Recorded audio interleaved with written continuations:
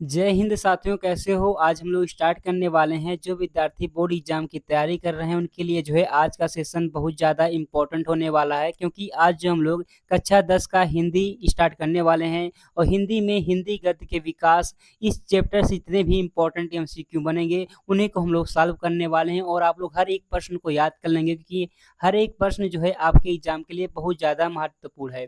बाकी आप लोग देखेंगे यहाँ पर PYQ प्रश्न लिखा गया है, यानी कि प्रीवियस ईयर के जितने भी प्रश्न पूछे गए हैं उन प्रश्नों को मैं लेकर आया हूँ। आप लोग हर एक प्रश्न को याद कर लेंगे, क्योंकि हर एक प्रश्न जो है आपके बोर्ड एग्जाम के लिए बहुत ही ज़्यादा इंपॉर्टेंट है। बाकी कक्षा 9th वाले विद्यार्थी भी इसको देख सकते हैं और अपनी हर एक रचनाओं को याद कर लेंगे, जिससे कोई दिक्कत ना हो। बाकी चलिए जो हम लोग अपनी क्लास को स्टार्ट करते हैं। बाकी आपकी डेली क्लास जो है 8:30 पर स्टार्ट होती है, तो आप लोग 8:30 पर ज्वाइन होकर के अपनी तैयारी बहुत ही अच्छे तरीके से कर सकते हैं। बाकी इसका जो है पार्ट नंबर 1 है। इससे पहले जो है अभी भी जो हम लोग स्टार्ट किए हैं, इसके पहले जो है पार्ट 1 और पार्ट 2 मैंने जो है उसको कंप्लीट करा दिया है, जिसमें जो है मैंने महत्वपूर्ण रचनाएं कराया है, तो उनको भी आप लोग देख लेंगे। बाकी इसका जो है हिंदी गद्य के विकास, इसका पार्ट नंबर 1 मैंने अभी स्टार्ट किया है। बाकी आप लोग अच्छे से तैयारी करते रहेंगे, हर एक प्रश्न का आंसर अगर आपको पता रहेगा तो आप लोग बताते रहेंगे। तो देखिए क्वेश्चन नंबर 1 आपके सामने आ चुका है। अगर आपको इसका आंसर पता है तो जल्दी से आप बताएंगे क्वेश्चन नंबर 1 का सही आंसर क्या हो जाएगा। तो यहाँ पर आप लोग देखेंगे लिखा गया है गुलाब राय द्वारा रचित आत्मकथा कौन सी है। यानी कि यहाँ पर जो पूछा गया है गुलाब राय द्वारा रचित आत्मकथा कौन सी है, बताएंगे आप लोग कौन सी है। मेरी जीवन प्रवाह है, मन की बातें हैं, मेरी असफलताएं हैं, नई पौधा, बताएंगे आप लोग यहाँ पर कौन सा इसका सही आंसर होगा। जल्दी से आप बताएंगे इसका जो है कौन सा सही आंसर होने वाला है। अगर हम लोग बात करेंगे यहाँ पर सही आंसर के बारे में, तो बताएंगे आप लोग गुलाब राय द्वारा रचित आत्मकथा कौन सी है, बताएंगे मेरी असफलताएं। क्या है? मेरी असफलताएं हैं, यानी कि आप लोग याद कर लेंगे। यहाँ पर जो आंसर है क्या हो जाएगा? सी हो जाएगा। और इतना बार ये प्रश्न पूछा गया ना, मेरी असफलताएं किसकी रचना है, तो ये बहुत बार पूछा गया। 2024 देखेंगे, 2022 में, 21 में, 19 में, 18 में बहुत बार पूछा गया है। तो इस प्रश्न को तो आप लोग रट लेंगे, क्योंकि आपके एग्जाम में आने की संभावना है आएगा, तो बिल्कुल आप लोग जो है सही आंसर बताएंगे। बाकी देखिए क्वेश्चन नंबर 2 आपके सामने आ चुका है। बताएंगे आप लोग क्वेश्चन नंबर 2 का सही आंसर क्या होगा। तो देखिए क्वेश्चन नंबर 2 कह रहा है मेरा परिवार रेखांकित किसकी कृति है। यानी कि जो मेरा परिवार लिखा गया है ये किसकी रचना है, ये भी प्रश्न पूछ सकता है आपसे। बताएंगे मेरा परिवार जो है किसकी रचना है, बताएंगे आप लोग महादेवी वर्मा का। किसका है? महादेवी वर्मा जी का। याद कर लेंगे आप लोग। इनकी एक रचना और फेमस है यामा, जो कि बहुत बार पूछा गया है। यामा किसकी रचना, बताएंगे आप लोग। यामा जो है महादेवी वर्मा की रचना है, और मेरा परिवार भी जो है महादेवी वर्मा की रचना है। ये दोनों रचनाएं बहुत ज्यादा इंपॉर्टेंट हैं और बहुत बार पूछा गया। 17, 18, 19, 20, 21, 22 तक पूछे गए, तो उनको आप लोग रट लेंगे, याद कर लेंगे। बाकी जो प्रश्न मैं यहाँ पर करा रहा हूँ, हर एक प्रश्न जो है बहुत बार पूछा गया, एक बार दो बार नहीं, कम से कम 4 बार 5 बार रिपीट हुआ प्रश्न, इसलिए जो है आप लोग हर एक प्रश्न को याद करते हुए चलेंगे।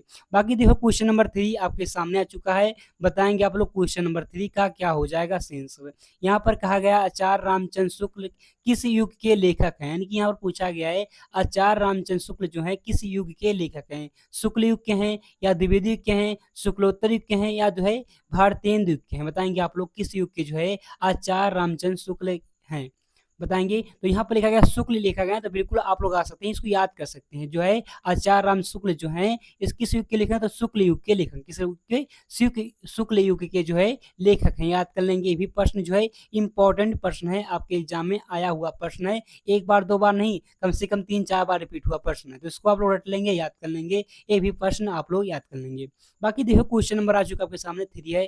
3 प्रश्न देखो, 3 नहीं 4 है, 4 नंबर का प्रश्न, बताओ इसका क्या होगा आंसर। कहा गया आकाशदीप के लेखक हैं। आकाशदीप के लेखक जो है कौन है, बताएंगे आप लोग जल्दी से। आकाशदीप के लेखक पूछा गया कौन है। अमरकांत लिखा गया है, जयशंकर प्रसाद हैं, या जो है आचार्य रामचंद्र शुक्ल हैं, या निराला जी हैं। बताएंगे आप लोग कौन है आकाशदीप के लेखक। तो बात करेंगे आकाशदीप के लेखक के बारे में, तो ये भी प्रश्न बहुत बार पूछा गया है। आकाशदीप के लेखक जो है जयशंकर प्रसाद जी। कौन है? जयशंकर प्रसाद जी हैं। इन्हीं की रचना एक कमायनी भी है, इंद्रजाल भी है, और देखेंगे आंधी भी इन्हीं की रचना है। तो इन प्रश्नों को आप लोग याद कर लेंगे कि ये सब प्रश्न जो है बहुत बार पूछे गए प्रश्न है। कंकाल हो गया, तितली हो गया, इरावती हो गया, ये सब प्रश्न जो है बहुत बार पूछे गए प्रश्न है, तो इनको भी आप लोग रट लेंगे।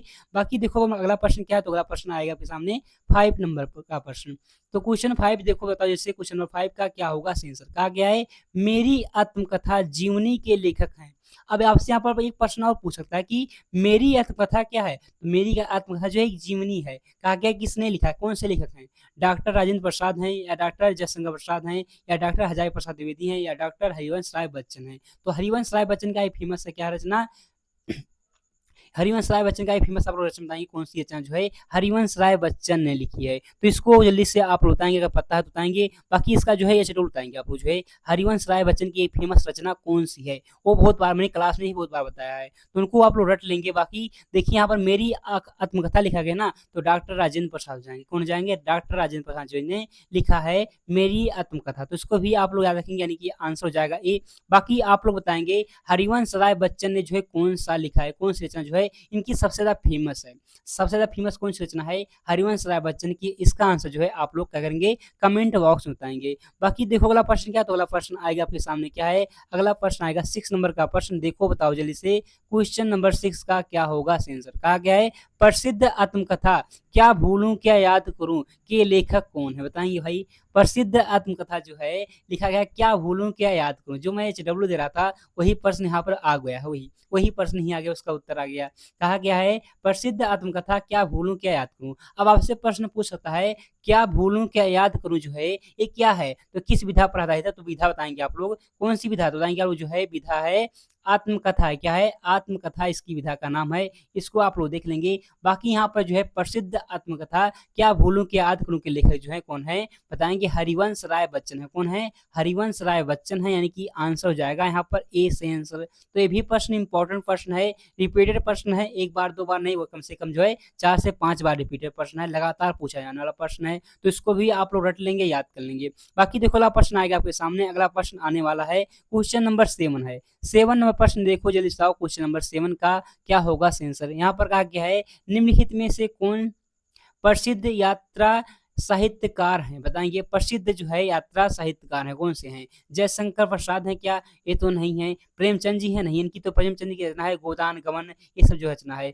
बाकी राहुल संक्रियान होंगे, बिल्कुल जो है राहुल संक्रियान जो है बिल्कुल सही आंसर है, यानी कि आंसर जो है सी हो जाएगा। क्या हो जाएगा? आंसर सी हो जाएगा। तो इनका नाम आप लोग याद रखेंगे, राहुल संक्रियान है। ये जो है यात्रा वृत्तांत के लेखक हैं, यानी कि यात्रा करते हैं ना, यात्रा के बारे में लिखते हैं, यानी कि आप समझ जाएगा आपका क्या हो जाएगा? आंसर सी होगा। तो इसको तो आप लोग याद रखेंगे, भी प्रश्न इंपॉर्टेंट प्रश्न है, बहुत बार पूछा गया प्रश्न है।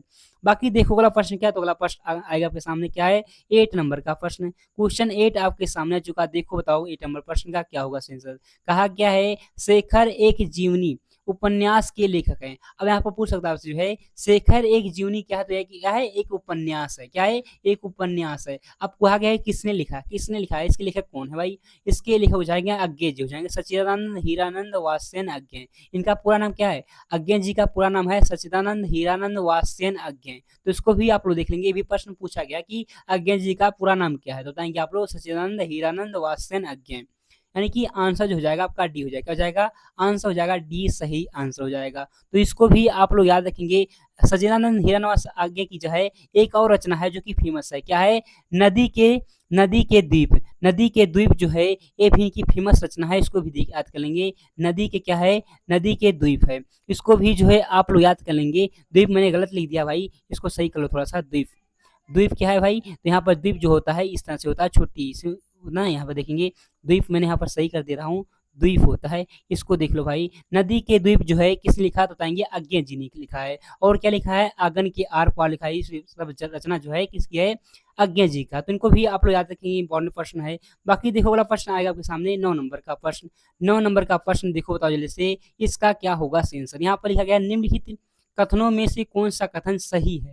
यानी कि यहाँ पर जो पूछा गया है निम्नलिखित कथनों में से जो है कौन सा कथन जो है क्या है? बिल्कुल सही है। तो यहाँ पर लिखा गया है गुनाहों का देवता जो है राम रचनाकार जो है मुंशी प्रेमचंद जी हैं, बिल्कुल गलत हो जाएगा। मुंशी प्रेमचंद जी नहीं है, धर्मवीर भारती हैं। कौन है? धर्मवीर भारती हैं। यहाँ पर धर्मवीर जो है कौन है? भारती हैं। तो इसको आप लोग याद करने, क्या कर लेंगे, गुनाहों का देवता कौन है, धर्मवीर भारती हैं, तो इसको आप लोग याद करेंगे। बाकी लिखा क्या है, भारतेंदु हरिश्चंद्र आलोचना साहित्य के जनक माने जाते हैं, बिल्कुल गलत है, गलत हो जाएगा ना। बाकी यहाँ पर लिखा गेहूं और गुलाब निबंध के लेखक राम वृक्ष बेनपुरी हैं, जो कि बिल्कुल सही है। क्या है, बिल्कुल आपका सही है। ईर्षा तू ना गई मेरे मन से, ये किनकी है, तो ये तो रामधारी सिंह दिनकर की रचना है, किनकी, रामधारी सिंह दिनकर की रचना है, तो इनको भी आप लोग देख लेंगे। बाकी यहाँ पर गेहूं और गुलाब जो है बिल्कुल सही है। गेहूं और गुलाब क्या है, एक निबंध है जो कि राम वृक्ष बैनपुरी द्वारा लिखा गया है, यानी कि आंसर जो हो जाएगा आपका सी हो जाएगा, सही आंसर। इस प्रश्न को भी आप लोग याद रखेंगे। बाकी देखते हैं अगला प्रश्न क्या, तो अगला प्रश्न आने वाला है 10 नंबर।